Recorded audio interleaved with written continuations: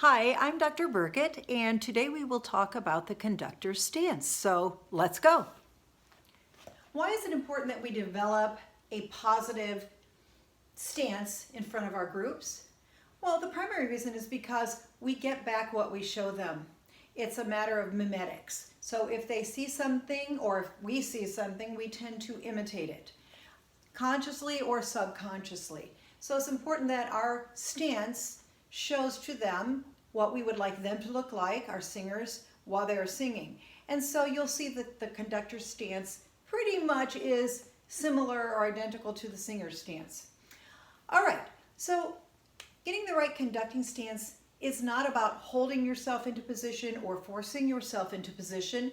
It's about balance and energy.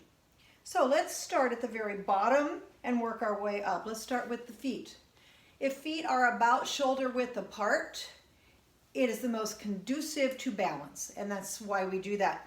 I've seen some ninja-looking conductors that stand like this, and of course, that is just not appropriate. It certainly isn't the way we want our singers to stand. So shoulder width apart. If their feet are too close together, we look unstable. So it's all about, and we are unstable. So it's all about stability.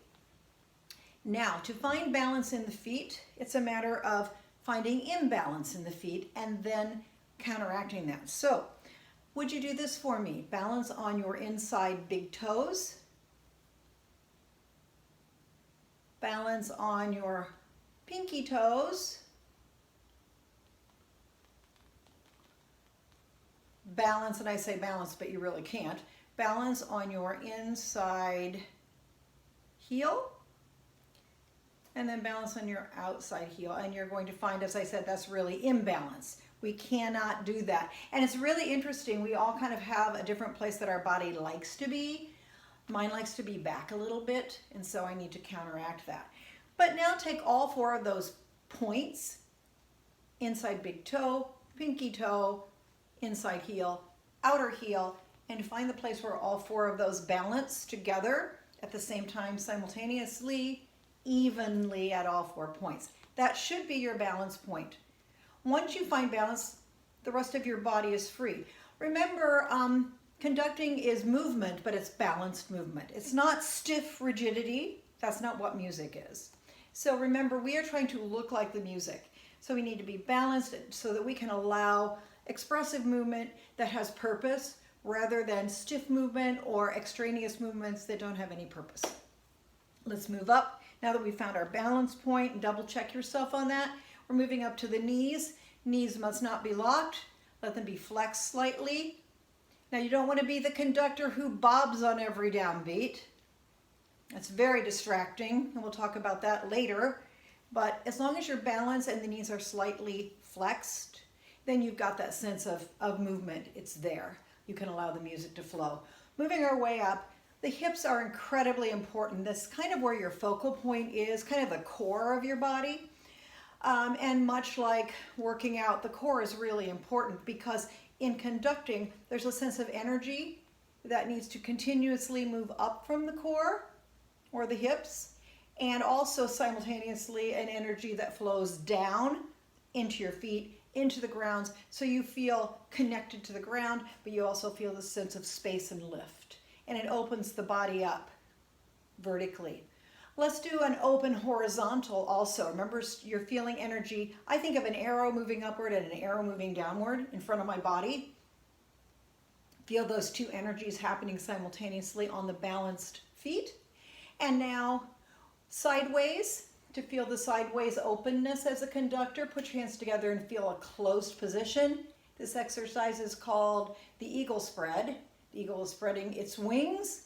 Now we spread our wings and we feel openness. Now you should be able to maintain that top to bottom openness energy and the side to side energy flowing. And again, you're not holding, you are feeling energy and balance. Let's move our way up to the shoulders now. The shoulders, if you would just roll those back, you'll find a place that I like to put my shoulder blades, or a little pocket in the back. And once I roll back, drop them into the pocket. Now they're secure.